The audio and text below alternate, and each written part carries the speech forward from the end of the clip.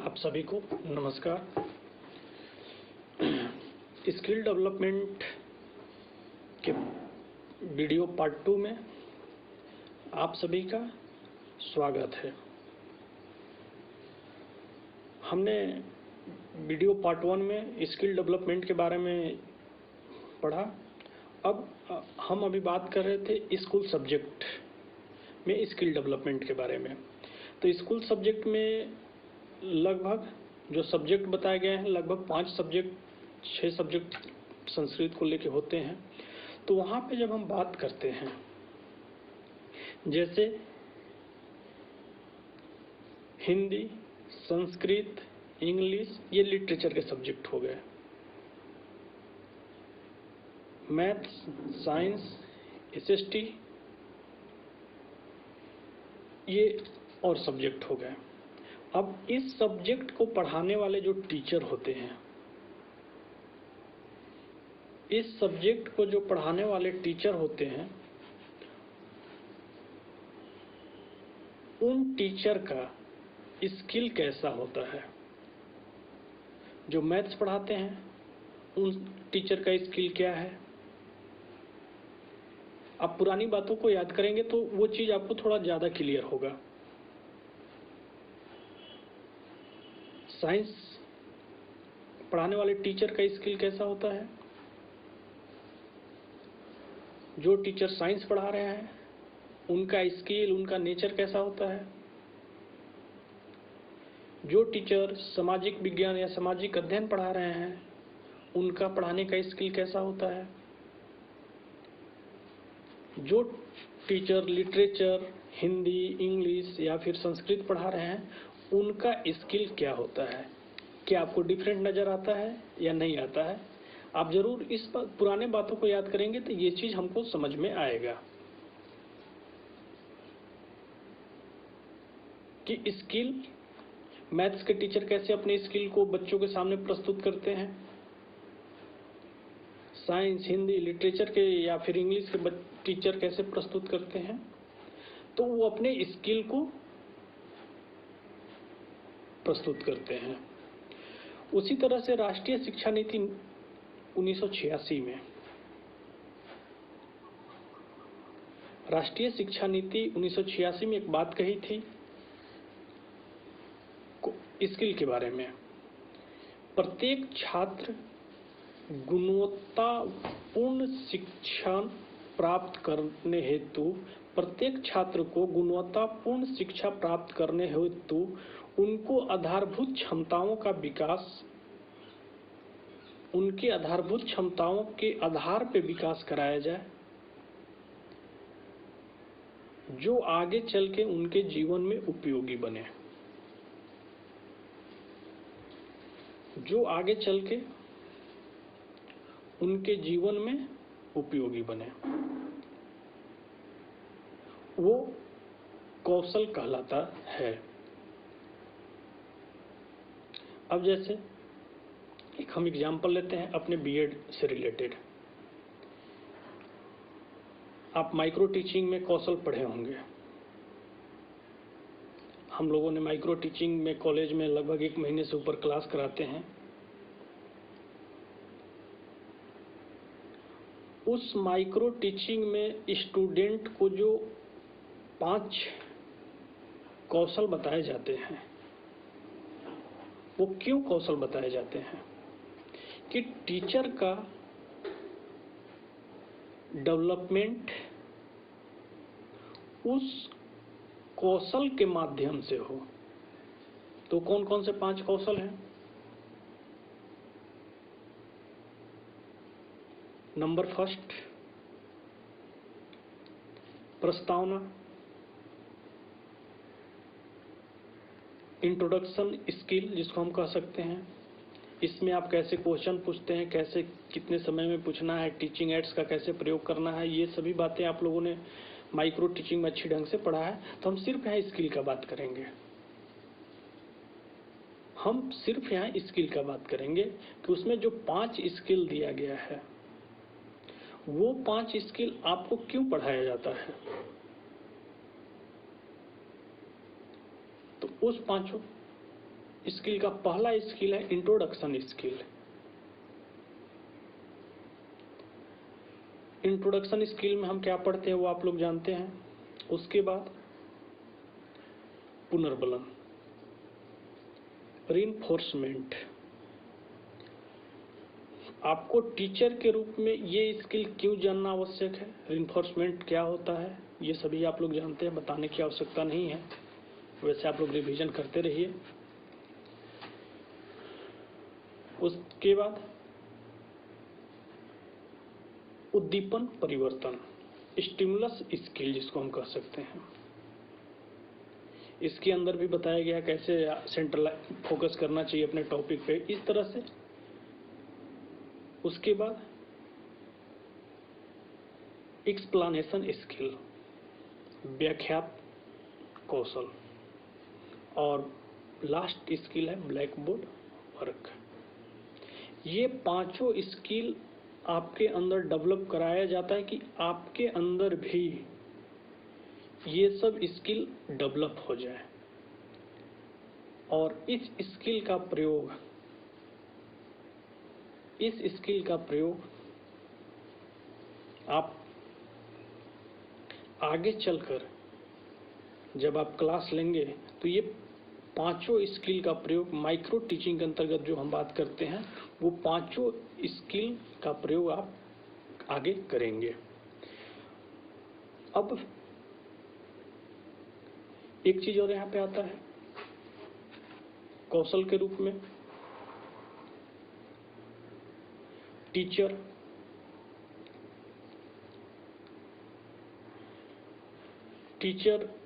अपने टीचिंग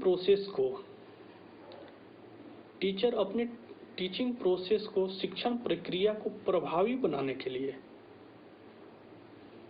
पहले बताया गया है,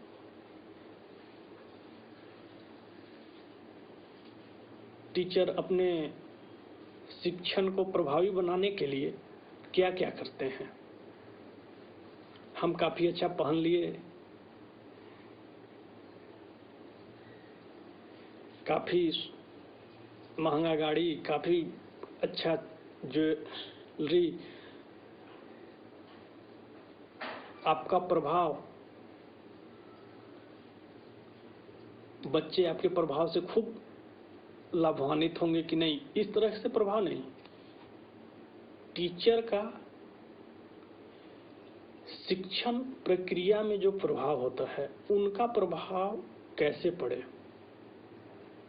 हम बच्चों को बताते हैं कि आप जब टीचिंग प्रैक्टिस करने जाते हैं तो आप चार्ट मॉडल ले जाएं और अपने क्लास को जितना हो सके अट्रैक्टिव बनाएं, आकर्षण बनाएंगे, आपका क्लास इंटरेस्टिंग बनेगा। उसी तरह से शिक्षक भी अपने शिक्षण प्रक्रिया को प्रभावी बनाने के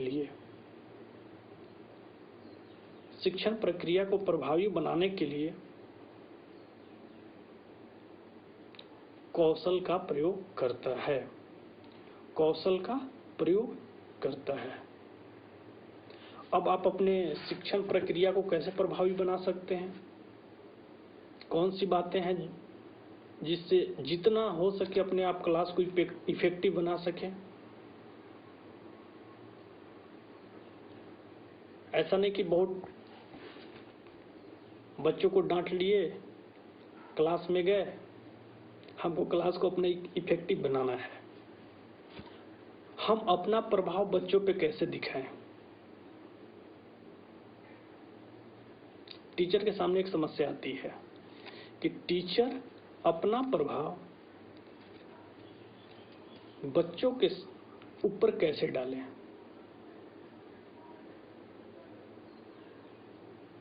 कोई टीचर होता है, हम वही स्कूल सब्जेक्ट का बात कर रहे हैं, कुछ टीचर होते हैं काफी स्ट्रिक्ट होंगे, 5 मिनट भी लेट तो आपको लाइन क्लास में घुसने नहीं दिया जाएगा। कुछ टीचर थोड़ा बहुत एडजस्ट कर लेते हैं, कुछ टीचर निगेटिव या जिसको हम कह सकते हैं न्यूट्रल रहते हैं। आप क्या कर रहे हैं क्या नहीं कर रहे हैं वो नहीं, लेकिन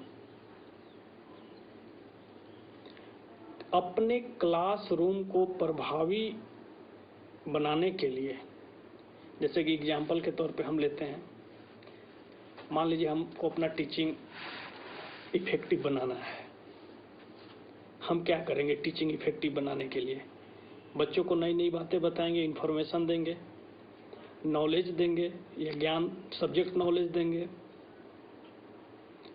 आने वाला, जैसे जो भी आने वाले समय है उनके बारे में उनको हम प्रिपेयर करेंगे, तैयार करेंगे कि आने वाले समय में कैसे सिचुएशन आ सकते हैं।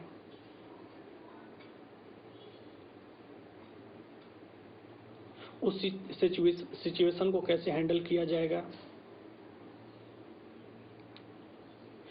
ये प्रभाव डालने के लिए टीचर के तरीके हैं, पैटर्न्स हैं। आगे आपको कौन सा एग्जाम देना है, कौन सी एग्जाम आप दे सकते हैं, उसको हम अपडेट कराते रहेंगे। नेशनल इंटरनेशनल न्यूज क्या चल रहे हैं उसको हम अपडेट कराएंगे। ये प्रभाव डालने का एक तरीका है। क्या एक और प्रभाव डालने का तरीका हो सकता है क्या? गए दो चार बात इस टीचर का कि कौन टीचर क्या करता है, कौन टीचर पढ़ाता है, कौन टीचर नहीं पढ़ाता है। इस तरह के बातों को हम क्लास में बच्चों के सामने प्रभाव नहीं डाल सकते हैं। हमको बच्चे के ऊपर जब अपना प्रभाव डालना है, हम आज के समय में टीचर सेंटर्ड एजुकेशन का बात नहीं कर सकते हैं। हम जो बोल रहे हैं वही सही है ऐसा नहीं, टीचर जो बोल रहा है वही सही है ऐसा नहीं। आज के समय में चाइल्ड सेंटर्ड एजुकेशन का बात जब की जाती है तो वहाँ पे क्लास को इफेक्टिव बनाने के लिए हमको इस तरह के बातों को ध्यान देना पड़ता है कि हम अपने क्लास को नॉलेज बेस्ड बनाएं, इंफॉर्मेशन बेस्ड बनाएं, हम अपने क्लास को करंट अफेयर्स बेस्ड बनाएं, या हम अपने क्लास को जितना हो सके अच्छे इन्वायरमेंट या अच्छे माहौल दे सके, तब जाके लर्निंग प्रोसेस बच्चे में या टीचर के द्वारा जो बातें बताई जाती है वो बच्चे अडॉप्ट करते हैं। आप बच्चे को प्रेशर में या प्रेशराइज करके कोई भी नॉलेज या इन्फॉर्मेशन उनको नहीं दे सकते हैं आज के समय में। तो उसके लिए हमको क्या करना पड़ता है? अपने क्लास को हम इफेक्टिव बनाएंगे। जब क्लास इफेक्टिव बनेगा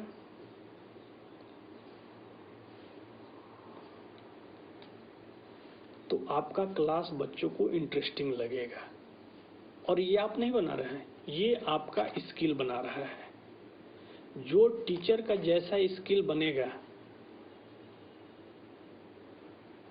जिस टीचर का जैसा स्किल होगा, वैसे स्किल के माध्यम से अपने बच्चों को क्लास या तो इंटरेस्टिंग बना सकते हैं या फिर उस क्लास को बोरिंग बना सकते हैं या क्लास को बंक कर सकते हैं। ये टीचर के ऊपर डिपेंड करता है। ये उनके अंदर कौशल होता है, ये उनके अंदर स्किल होता है, ये उनके अंदर दक्षता होती है। यही स्किल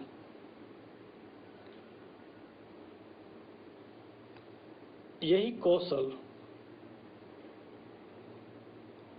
हम आपको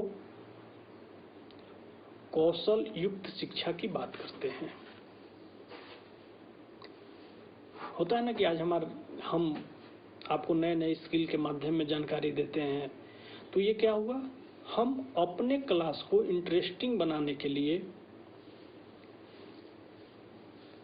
हम इतने तरीके अपना सकते हैं। अब जैसे कौशल आधारित शिक्षण का जब हम बात करते हैं, क्रियात्मक उद्देश्य पर आधारित हो सकता है। कौशल आधारित शिक्षण का जब हम बात करते हैं तो क्रियात्मक उद्देश्य, आप जितने एक्टिव ऑब्जेक्ट्स रखेंगे, आप जितने एक्टिव ऑब्जेक्ट्स रखेंगे तो उनके कुछ विशेषताएं जो निम्नलिखित हैं आपको बताया जा रहा है, जैसे ज्ञान की उपलब्धि, नॉलेज का हम बात कर रहे थे। आपके पास नॉलेज होना चाहिए, आपके पास नॉलेज होना चाहिए। अब यहाँ पे किस तरह का नॉलेज होना चाहिए, एक बात ये भी आती है, कौशल आधारित शिक्षण देने के लिए जो विशेषता दिया गया है कि आप बच्चों को स्किल बेस्ड एजुकेशन दें, आप बच्चों को स्किल बेस्ड एजुकेशन दें, तो इस एजुकेशन में, स्किल बेस्ड एजुकेशन में जो विशेषता दी गई है उसमें 2-3 विशेषता हैं जो हम अभी जिक्र करेंगे आगे, जिसमें पहला है ज्ञान की उपलब्धता। टीचर के पास नॉलेज होना चाहिए। अब यहाँ 2 चीज समझिएगा, हम आगे इससे पहले ये चीज नॉलेज और इंफॉर्मेशन का जब बात करते हैं, नॉलेज सब्जेक्ट नॉलेज होना चाहिए, और जब इंफॉर्मेशन का बात करते हैं ऐसा भी इंफॉर्मेशन नहीं कि सिर्फ हम सूचना हम बच्चों में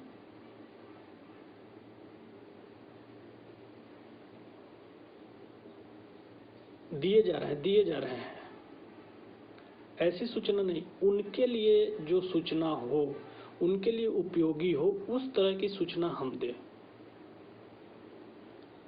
अनर्गल सूचना या बेकार की सूचना देना नहीं, उस तरह की इंफॉर्मेशन जो उनके लिए उपयोगी हो,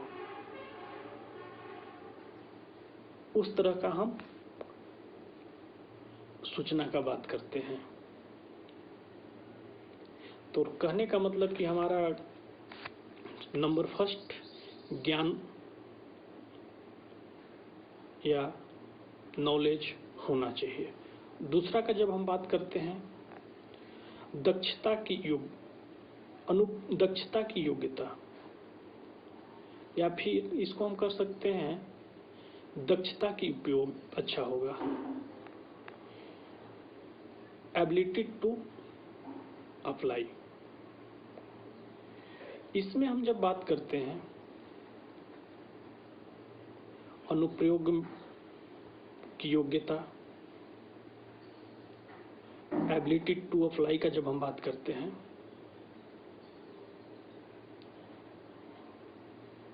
हमारे पास एबिलिटी है, योग्यता है, दक्षता है, लेकिन उस दक्षता को हम कैसे टीचर बेस्ड न बनाकर स्टूडेंट बेस्ड बनाएंगे।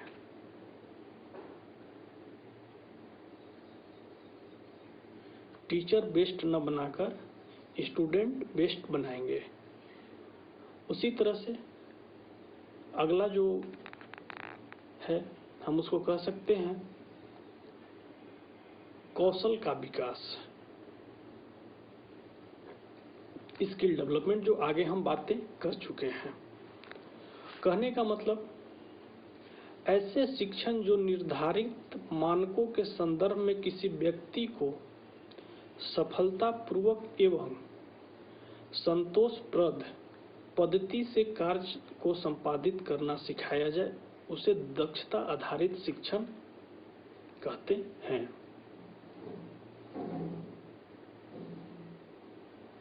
अब इसको हम थोड़ा सा और अच्छे से समझेंगे, जनरल एकदम सिंपल लैंग्वेज में। जैसे किसी काम को करना है, उसको किस तरह से सफलतापूर्वक किया जाए, किस तरह से सफलतापूर्वक किया जाए,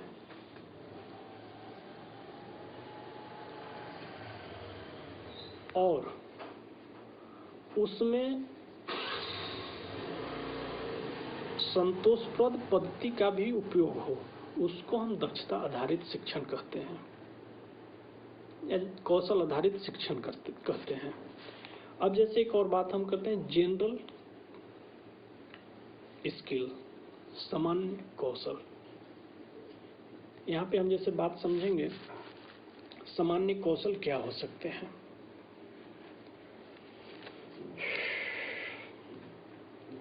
जैसे किसी भी कार्य को करने के लिए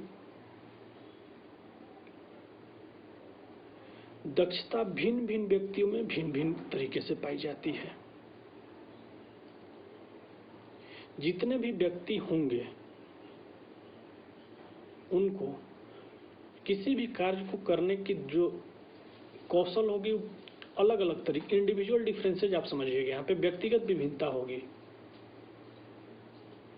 जैसे इससे पहले हम जो एग्जाम्पल दे रहे थे, हर टीचर का अपना सब्जेक्ट पढ़ाने का कौशल होता है, स्किल होता है।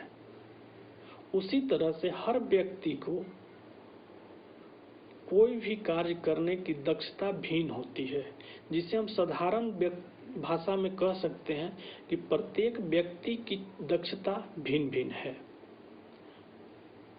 प्रत्येक व्यक्ति की दक्षता अलग अलग है। क्यों अलग अलग है? क्या कोई बता सकते हैं कि क्यों अलग अलग है? प्रत्येक व्यक्ति की दक्षता अलग अलग क्यों है? क्योंकि उनमें व्यक्तिगत विभिन्नता है। क्योंकि उनमें व्यक्तिगत विभिन्नता है। समान दक्षता से अभिप्राय किसी व्यक्ति की कार्य करने की सक्षमता दिए गए समय में कार्य करने की मात्रा या कार्य करने की उत्कृष्टता से है। अब एक शब्द यहाँ आया है, आप समझिएगा, समान दक्षता में या समान कौशल में।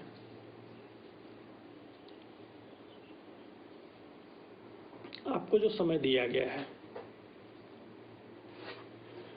आपने किसी व्यक्ति को जो उस काम में दक्ष है या उस काम करने में महारत उसको हासिल है, और एक लिमिट टाइम में उसको आप कार्य करने की कि आप इतने दिन में इस काम को कर लेंगे, और पता चल रहा है कि उस काम को करने में जितना आप समय दे रहे हैं उसका दोगुना समय लगा रहे हैं। हम क्या कहते हैं? ये काम करने में ठीक नहीं है, इसका दक्षता या कौशल ठीक नहीं है। तो यहाँ पे उत्कृष्टता या कह सकते हैं, एक और इसको हम शब्दों में समझते हैं,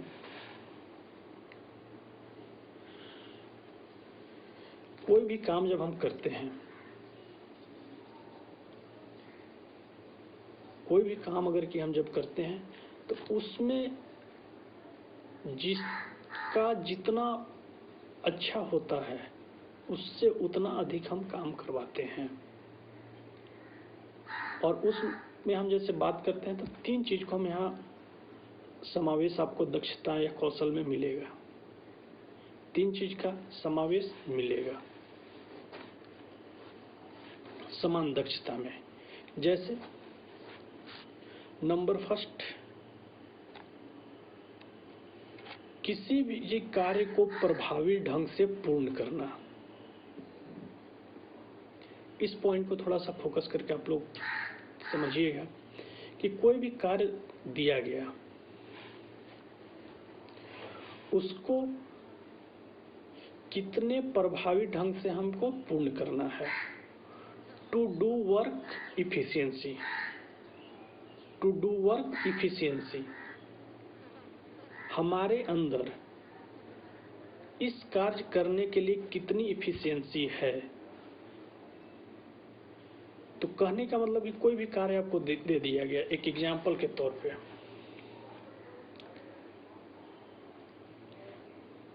जैसे हम बात करते हैं, आप किसी क्लास में क्लास ले रहे हैं, ये आपकी दक्षता है कि आप उस क्लास में क्लास ले सकते हैं, लेकिन कितने प्रभावी ढंग से आप ले सकते हैं। कहने का मतलब कितने अपने क्लास को आप प्रभावी बना सकते हैं। To do work efficiency. To do work efficiency. Got it? कहने का मतलब यहां तक समझ में आ रहा है कि किसी भी कौशल या दक्षता में 3 बिंदुओं का जो समावेश किया गया है, टू डू वर्क इफिशियंसी, कार्य को प्रभावी ढंग से पूर्ण करना। ऐसा नहीं क्लास आपका 40 मिनट का है तो हम 15 मिनट में खत्म कर दे रहे हैं, हम 15 मिनट में खत्म कर दे रहे हैं। ऐसा नहीं। अगर कि क्लास 40 मिनट के है तो उसी 40 मिनट का समय का हमको प्रयोग करके अपना काम को प्रभावी ढंग से पूर्ण करना है। उसी तरह से जब हम बात करते हैं कार्य को और प्रभावी बनाने के लिए, अब जैसे जितने आप इफेक्टिव तरीके से करेंगे,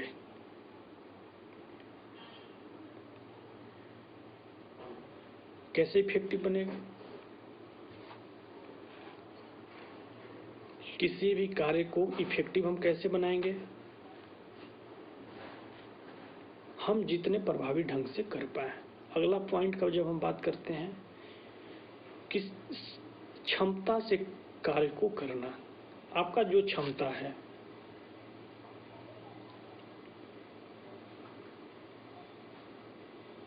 कहने का मतलब स्टूडेंट हो या टीचर हो, आप अपनी कैपेबिलिटी को अच्छी तरह से पहचानते हैं। आप अपने कैपेबिलिटी को अच्छे तरीके से पहचानते हैं। कहने का मतलब to do work with capability, मतलब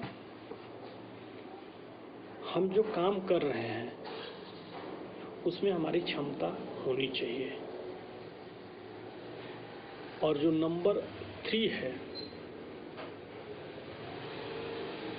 नंबर 3 है कार्य की मात्रा निर्धारित समय में, इफिशियंसी टू डू वर्क।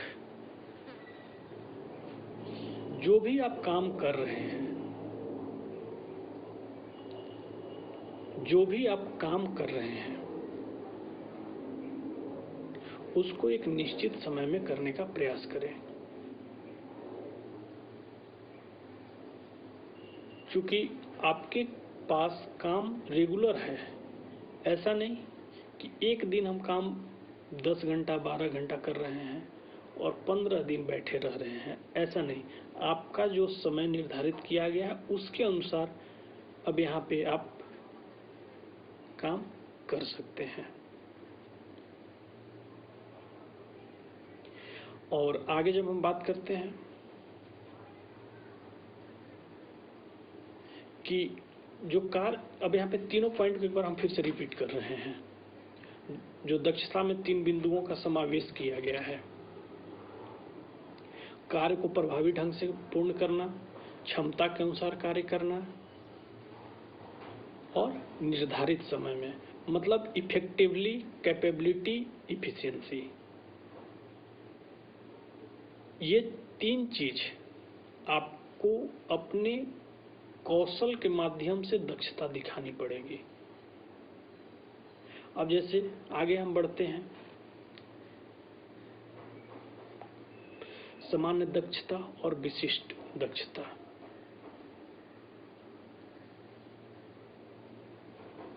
जैसे